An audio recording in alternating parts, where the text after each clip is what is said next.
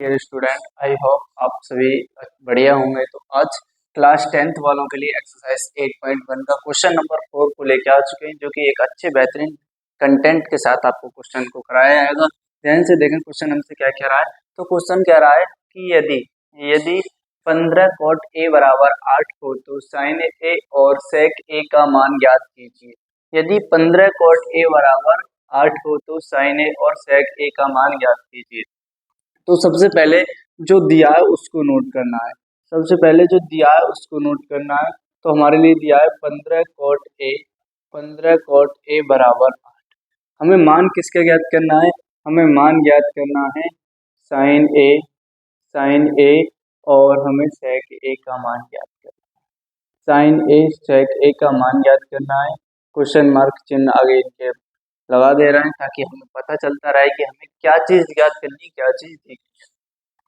तो यहाँ से हम जब सॉल्यूशन स्टार्ट करेंगे तो 15 cot a बराबर जो होगा 15 cot a बराबर 8। ये 15 जो है वो कहाँ जाएगा? बटे में जाएगा। तो cot a बराबर हो जाएगा 8/15। हम जानते हैं लाल बटे कक्का से। ध्यान से देखना, लाल बटे कक्का से cot a जो होता है cot a 8/15 जो है, इसके आगे अगर हम लाल बटे कक्का से वैल्यू पुट करेंगे तो आएगा हमारा आधार बटे लंब। देखो लाल बटे कक्का, इधर हम एक बार लिख के बता दे रहे हैं, लाल बटे कक्का, ठीक है। इधर आपको देखो ये लास्ट वाली वैल्यू जो होती है वो 10 की होती है, लंब बटे आधार। लेकिन हमें कॉट की निकालनी है तो इसका रेसिप्रोकल कर दिया जाएगा, आधार बटे लंब हो जाएगा। तो यही हमारी कॉट की वैल्यू आ गई, आधार बटे लंब। यानी कि आधार हमें कितना दे रखा है? 8 दे रखा है। और लंब कितना दे रखा है? हमें लंब दे रखा है 15। लंब कितना दे रखा है? 15। हमें चाहिए साइन ए सेक ए की वैल्यू। तो साइन ए बराबर होता है, साइन ए बराबर लंब बटे कर्ण होता है, लंब बटे कर्ण। और सेक ए किसका रेसिप्रोकल करना पड़ता है? कॉस का। और कॉस में जो वैल्यू होती है वो आधार बटे कर्ण होती है। तो इसकी जो वैल्यू हो जाएगी वो कर्ण बटे आधार हो जाएगी। अब हमें कर्ण दोनों में आवश्यकता पड़ रही है कर्ण की। तो कर्ण की रिक्वायरमेंट यहाँ पर हो रही है, कर्ण की आवश्यकता है। तो कर्ण की जब आवश्यकता है तो हमें कर्ण चाहिए फिलहाल। तो यहाँ पर हमें पाइथागोरस प्रमेय लगानी पड़ेगी, उसके बाद ही हम कर्ण को निकाल सकेंगे। पाइथागोरस पाइथागोरस प्रमेय से पाइथागोरस प्रमेय से पाइथागोरस प्रमेय से होता क्या है? ध्यान से देखो, पाइथागोरस प्रमेय जो होती है वो होती है कर्ण स्क्वायर बराबर लंब स्क्वायर प्लस आधार स्क्वायर। अब यहाँ पर जैसे ही हमें कर्ण निकालना है तो कर्ण की जगह के लिख दे रहा है ताकि ज्यादा हमारा टाइम वेस्ट ना हो। और लंब जो दे रखा है वो 15 दे रखा है, तो 15 का स्क्वायर प्लस आधार 8 का स्क्वायर। 15 का स्क्वायर होता है 225, 8 का स्क्वायर होता है 64। 225 और 64 को जोड़ेंगे 289। इधर कर्ण का स्क्वायर चल रहा है। और हम जानते हैं 289 को हम क्या रख सकते हैं? 289 को 17 का स्क्वायर, स्क्वायर से स्क्वायर खत्म, के बराबर कितना आ गया? 17। के बराबर कितना आ गया? 17। के बराबर कितना आ गया? 17 आ गया। तो के का मान हमने यहाँ से निकाल लिया, के बराबर 17 आ चुका है। ध्यान से देखो, के बराबर 17 आ चुका है। दूसरे मार्कर का यूज कर ले रहे हैं बेटा, हम दूसरे मार्कर का यूज कर ले रहे हैं ताकि ये जो है आपको अच्छे साफ बिल्कुल दिखाई दे। के बराबर कितना आ चुका है? 17 आ चुका है। हमें वैल्यू किसकी चाहिए? हमें वैल्यू चाहिए, वो चाहिए साइन ए की। तो साइन ए बराबर कितना होता है? लंब बटे कर्ण। अब लंब देखो यहाँ कितना दे रखा है? 15, तो 15 लगा दो। और बटे में कर्ण कितना निकाल चुके हैं? 17, तो 17 लगा सकते हो। तो साइन ए का मान 15/17।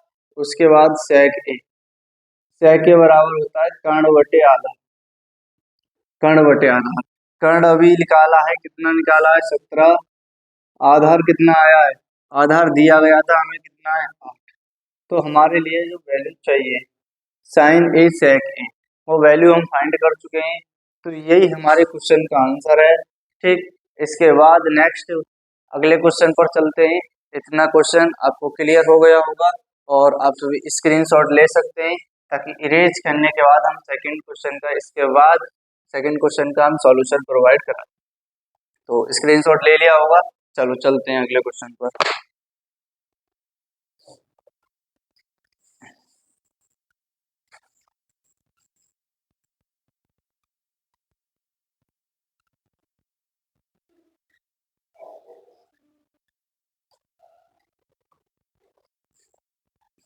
नेक्स्ट क्वेश्चन दे रखा है हमें।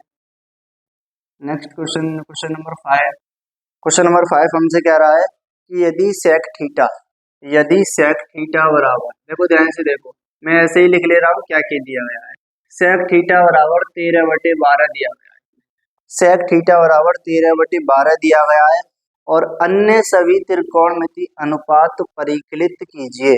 मतलब त्रिकोणमिति के जितने भी अनुपात हैं, अन्य मतलब सभी, इसके अलावा हमें सभी त्रिकोणमिति के अनुपातों को परिकलित करना है। यानी कि ध्यान से देखें, sine theta, cos theta, sine theta का भी मान निकालना है, कोस थीटा का भी मान निकालना है, उसके बाद टेन थीटा का भी मान निकालना है हमें, क्योंकि अन्य बोला है। अन्य का मतलब सभी त्रिकोणमिति के अन्य सभी अनुपातों का मान। सेक थीटा दे रखा है, अन्य क्या बचा, साइन थीटा बचा, कोस थीटा बचा, टेन थीटा बचा, उसके बाद कोट थीटा भी रहेगा हमारा, कोट थीटा भी है, उसका भी मान ज्ञात करना है। सेक थीटा दे रखा है, छोड़ दो, कोसेक थीटा पर आया हो, कोसेक थीटा का भी मान ज्ञात करना है।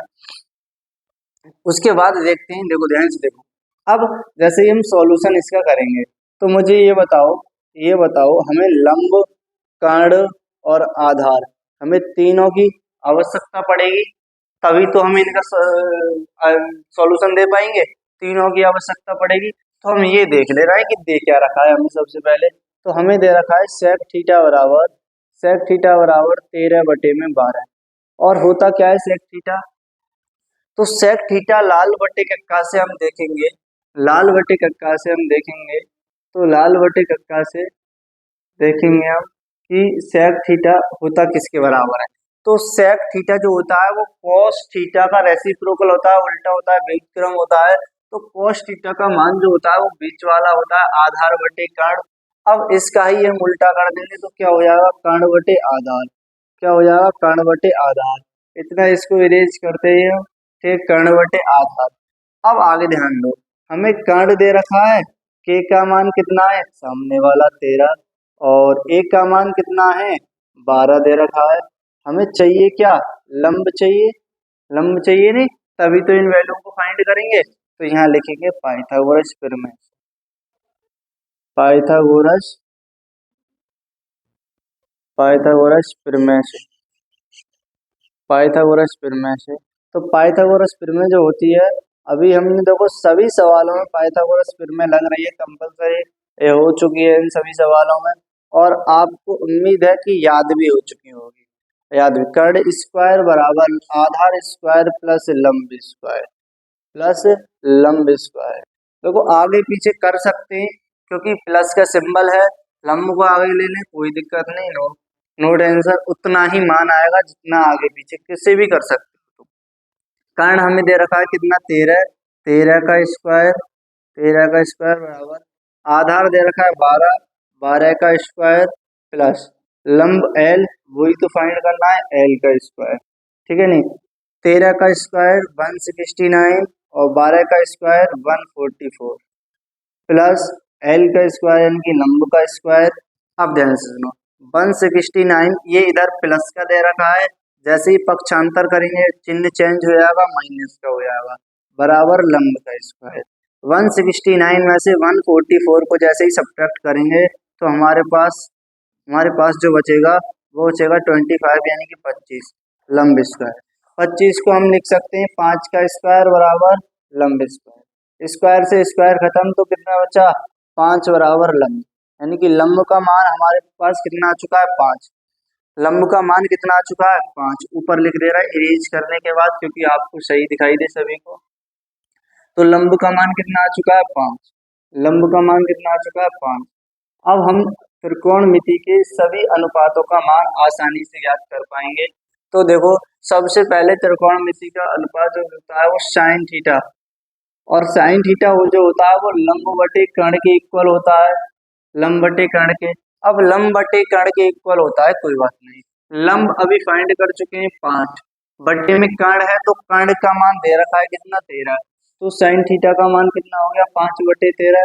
ऐसे ही कॉस थीटा, कॉस थीटा, तो कॉस थीटा का जो मान होता है, ध्यान सुनो, जो सेक थीटा दे रखा है उसका ही रेसिप्रोकल करेंगे, कॉस थीटा निकल आएगा, यानी कि 13/12 का 12/13 कर देंगे, कॉस थीटा हो जाएगा। लेकिन मैं तो आपको फॉर्मूले के जरिए सिखाने वाला हूँ, क्योंकि जब तुम ऐसे याद करोगे, चाहे ऐसे करो चाहे वो दूसरे तरीके से करो, हम जो बता रहे हैं उससे करो, दोनों तरीके से कर सकते हो, आंसर जो है सेम आएगा, कोई दिक्कत नहीं। ध्यान से देखो, अब cos थीटा बराबर जो होता है वो होता है आधार बटे कर्ण, आधार बटे कर्ण।